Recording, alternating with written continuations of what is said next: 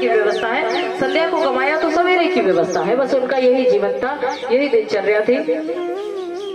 नरसिंह जी को एक बेटी होती है, रामा। रामा का विवाह उन्होंने कर दिया।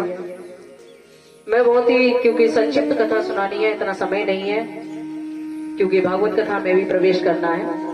ठाकुर जी ने चाहा, अगर कभी वक्त मिला तो अवश्य ही पूरा ही वृतांत सुनाऊंगी। ये 3 दिन के प्रवचन होते हैं नरसिंह जी की अकेली की कथा के, क्योंकि बहुत ही सुंदर ये वृतांत है, बहुत ही सुंदर ये दृष्टांत है और कथा है।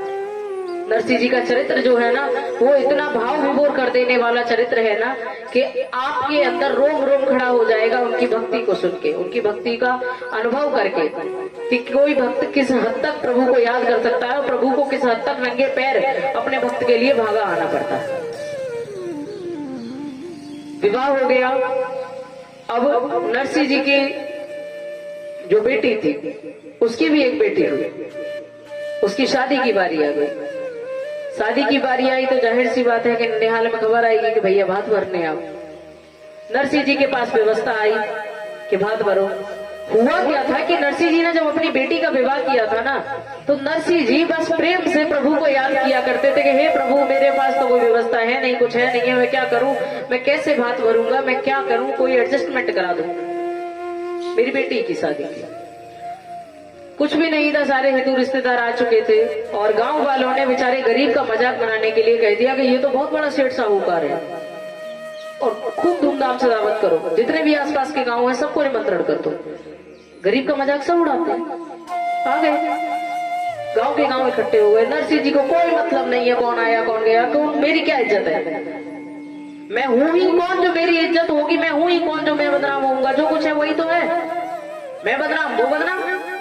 अब जहां डाल दिया ठेकरा इसके सर पे कि भाई मैं बदनाम तो तू बदनाम, तो भाई जिम्मेदारी किसकी? ठाकरा की। ठाकुर जी की जिम्मेदारी हो गई उस स्थिति में कि अब तो मुझे मेरी इज्जत बचानी है, क्योंकि भाई ये तो फक्कड़ आदमी, इसने तो मेरे ऊपर डाल दी सारी बात कि तेरी वजह से कमा नहीं पाता हूँ, तेरे भजन में लगा रहता हूँ, तेरी ही वजह से मैंने अपने परिवार पे ध्यान नहीं दिया। अब तेरी जिम्मेदारी, तू उठा ये रिस्पॉन्सिबिलिटी कि इतने गांव जो इकट्ठे हुए हैं इनको बफर सिस्टम का खाना कहां से खिलाऊंगा। ये सारी रिस्पॉन्सिबिलिटी किसकी है? जिसकी वजह से मेरा काम बिगड़ा। यानी मैं किसी मंत्री के साथ अगर सर्विस करने लग जाऊं 24/7 उन्हीं के साथ, ठीक है, सैलरी मेरी कितनी 30,000, खर्चा मेरा 3 लाख, तो मैं क्या सोचूंगी कि यही उठाएगा, इसी की वजह से मेरा काम बिगड़ा। सेम टू सेम नरसिंह जी का हाल। नरसिंह जी ने सोचा कि मेरी क्या इज्जत जा रही है, जाएगी इसकी इज्जत। किसका? कि कन्हैया का भक्त है ना ये नरसिंह, तो कन्हैया का भक्त इतना भी नहीं कर पाया कि 4 गांव के लोगों को भोजन करा पाता। ठाकुर जी समझ गए कि इसने मुझे फंसा दिया। उन्होंने अपनी लीला के माध्यम से 2 सेठ साहूकारों को भेजा जिन्हें जाना था गुजरात होते हुए अपनी यात्रा पे, कि भाई ये ऐसे ऐसे पहले जो चलता था कि मेरी सोने की मुद्राएं यहाँ रख लो, जो आज भी चलता है। जैसे आज मुझे पैसे की कुछ जरूरत पड़ी थी तो मैंने उसके खाते में 5,000 ट्रांसफर कर दिया, उसने मुझे कैश दे दिया। ऐसे ही पहले चलता था कि मैंने आपको 5,000 मुद्राएं दे दिया, भैया ऐसा है आपका अगर संपर्क हो फलानी जगह पे तो तार के माध्यम से वहां संपर्क कर दो, तो मेरे नाम से वहां 5,000 जमा हो जाएगा। तो 2 साहूकार आए, उन्होंने पूछा कि इस गांव में कोई ऐसा धनी सेठ है क्या जो मेरा इतना बड़ा काम कर दे कि भाई मेरी ये 50,000 मुद्राएं हैं, इनको वहां तक पहुंचा दे और हमारे नाम से पहुंचा दे, हमारा काम हो जाए, क्योंकि हमको बहुत इमरजेंसी है, हमें वापस जाना पड़ रहा है। फिर से वही हुआ, गांव के शरारती लोगों ने फिर से नरसिंह जी का नाम ले दिया। क्यों? क्योंकि नरसिंह जी का आंगन सजा हुआ था उस समय बेटी के विवाह के कारण। तो सब लोगों ने कहा दिख नहीं रहा ये रॉयल चौल जिस महल में हो रखी है, इस देखो इसके दरवाजे पे हजारों की तादाद की भीड़ लगी हुई है, ये कितना सेठ साहूकार आदमी होगा, इसी के पास जाओ, ये करा देगा आपका काम 1 मिनट के अंदर में। वो लोग गए, उन्होंने 5,000 मुद्राएं दी, नरसिंह जी ने स्वीकार कर लिया। नरसिंह जी ने सोचा इस समय मैं इसी से काम निकाल देता हूँ, कल मैं कहीं ना कहीं से कर दूंगा। वह काम हो गया। न वो सेठ साहूकार आए, न वो ऐसा कोई स्थान था, वो सब ठाकुर जी की लीला थी। जब विवाह धूमधाम से हुआ था तो नरसिंह जी की बेटी के ससुराल में ये अफवाह उड़ गई कि ये तो बहुत बड़ा सेठ साहूकार है, इससे तो भात भी हम छोटा मोटा नहीं लेंगे। तो भात में भी ऐसा ऐसा लिखा गया कि 100 सवा मन सिंदूर लाओ, सवा मन हल्दी लाओ, इतना लाओ, उतना लाओ, सोने की ईंटें लाओ, फलाना लाओ, धमाका लाओ, इतना इतना कुछ करके भात में लिखा दिया। भात पत्रिका आ गई। अब नरसिंह जी के पास जैसे ही भात पत्रिका आई, नरसिंह जी परेशान, करें तो क्या करें। नरसिंह जी बड़े कष्ट में हैं, बड़े परेशान हैं कि मैं कहां से इन सब चीजों की पूर्ति डालूं, मैं कैसे करूं इतनी एडजस्टमेंट। लेकिन अपना उन्होंने जो दिनचर्या थी, जो नियम था ठाकुर जी के आगे हाथ जोड़ने का, प्रणाम करने का, उन्हें धन्यवाद करने का, वो उन्होंने नहीं छोड़ा। फिर से उन्होंने वही बात रख दी, मेरा क्या है, तुम्हारी बेटी, तुम्हें लेके जाना है बात, मैं तो चल दूंगा ऐसे। नरसिंह जी के एक मित्र थे, लंगड़ा मित्र, एक मित्र थे सूरदास। उन्होंने कहा, अरे नरसिंह क्यों परेशान हो, हम चलते हैं। उन्होंने कि तुम्हारे जाने से क्या हो जाएगा, तुमको और मेरे को साथ के ले जाना पड़ेगा, एक को बगल में दामना पड़ेगा, एक को हाथ से पकड़ना पड़ेगा, मेरा वजन भी छूट जाएगा, मैं क्या करूं ऐसी स्थिति में। सूरदास जी ने एक लंगड़े बैल का इंतजाम किया।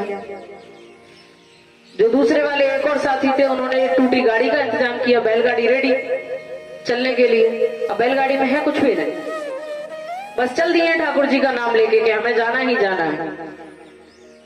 इसमें बहुत सारी सुंदर कथाएं बीच बीच में आती हैं, पूरा वृतांत आता है, पूरे संवाद आते हैं, सारी चीजें हैं। समय का अभाव है, इसलिए जल्दी ही समाप्त भी करना है। जैसे ही नरसिंह जी चल दिए हैं, सारा सामान लेके अपने साथ में, सामान में कुछ भी नहीं था, जितना घर में राशन था, जितना कमा के लाए, जितना जैसे किया एडजस्टमेंट वो रख लिया। अब वो गाड़ी नहीं चले, गाड़ी खींचे तो बैल मर जाए, करे क्या।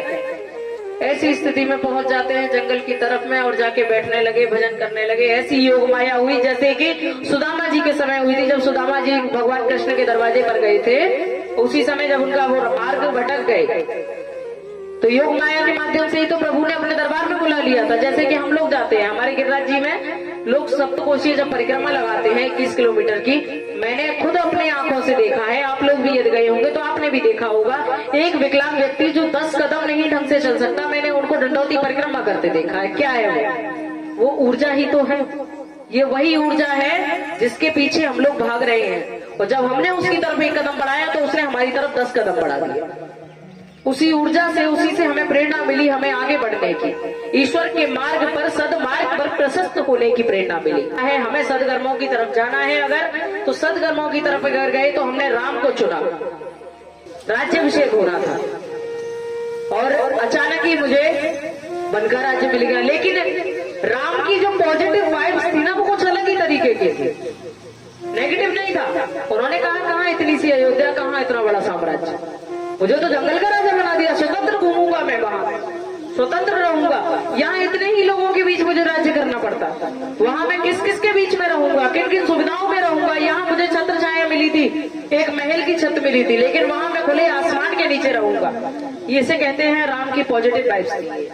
ये उन्होंने सोचा कि यहाँ मैं उन्हीं लोगों के बीच में आए दिन अपने वही आज आदेश करूंगा, कल उनका पालन होगा, ये सब होगा, लेकिन मैं वहां जाऊंगा, कुछ नया प्राप्त करूंगा, कुछ नया सीखूंगा, कुछ नया एब्जॉर्ब भी करूंगा। तो उन्होंने अपने जो नेगेटिव टाइम था ना, उनका जो बुरा वक्त आया था, उसको उन्होंने पॉजिटिव में चेंज कर दिया और वही उन्होंने किया। आदिवासी क्षेत्रों में गए, आपके ये चित्रकूट में जो शास्त्रों में आता है, ये सभी यात्राएं यहाँ की हैं आपने, हो सकता है आपके गांव से भी निकले, यही उनके राज्य रहे, यही उनकी रास्ते थे।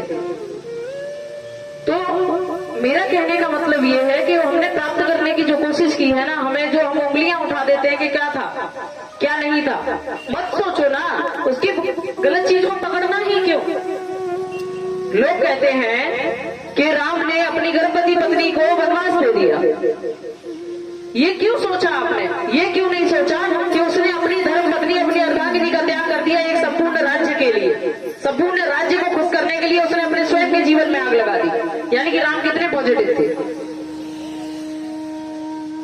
ठीक उसी प्रकार से आ जाते हैं नरसिंह जी की तरफ, और नरसिंह जी अपने बुरे वक्त को भी अपने भगवान को ही याद कर रहे हैं। उन्होंने बुरे वक्त को बुरा नहीं समझा, क्यों? क्योंकि उन्होंने प्रभु से एक रिश्ता बना रखा था बचपन से ही, तो साथी मानते थे बचपन का उनको वो, क्योंकि कोई और था ही नहीं, भैया भाभी प्रेम नहीं करते थे उनसे, कह दिया करते थे कहाँ नगारा से फिरता रहता है, पूरे दिन बीड़ा बजाता रहता है, भजन करता रहता है, कोई काम धंधा करता नहीं है, जितना मांग के लाता है उतना खा लेता है, तो उसको क्या मैं अपना समझूं? इसीलिए उन्होंने जो सच्चा साथी माना था ना, वो कृष्ण को माना था। और जब वो गए अपनी बेटी का, अपनी नातिन का भात भरने के लिए, देवती का, हमारे यहाँ देवती कहते हैं, शायद आपके यहाँ नातिन कहते होंगे, हमारे यहाँ देवती कहते हैं, भांजी कहते हैं। जब वो भात भरने के लिए गए, कोई व्यवस्था नहीं थी, कुछ नहीं था उनके पास व्यवस्थाओं के लिए, लेकिन एक दृढ़ विश्वास था उनके अंदर कि जिसकी मैं पूजा करता हूं, जिसको मैं आराध्य मानता हूं, वह मेरा साथ अवश्य देगा। हुआ भी कुछ ऐसा ही। नरसिंह जी पहुंच जाते हैं, नरसिंह जी जाके अपना भजन कीर्तन कर रहे हैं। नरसिंह जी को तो पता ही नहीं कि कब सावरिया सेठ ने नरसिंह जी का भेष रख के वहां भात भर भी दिया। ये कोई भी दंत कथाएं नहीं है, ये सब इसी काल की कथाएं हैं। मीरा जी भी इसी काल में हुई थी, सभी लोग इसी काल में हुए थे, लेकिन उन्होंने भी ये कर्म किया था। श्रीमद् भागवत कथा आपको सिखाती है हमेशा जीवन जीने की कला, लेकिन जब लोग आज भी ऑब्जेक्शन अगर उठा देते हैं तो वही गीता पर क्यों? कृष्ण भी जब अंत में गए तो गीता का सार पढ़ा कर गए। उन्होंने भी कहा था कि तू अपने कर्म पे विश्वास करना, तेरा सच्चा कर्म ही तेरा साथ देगा।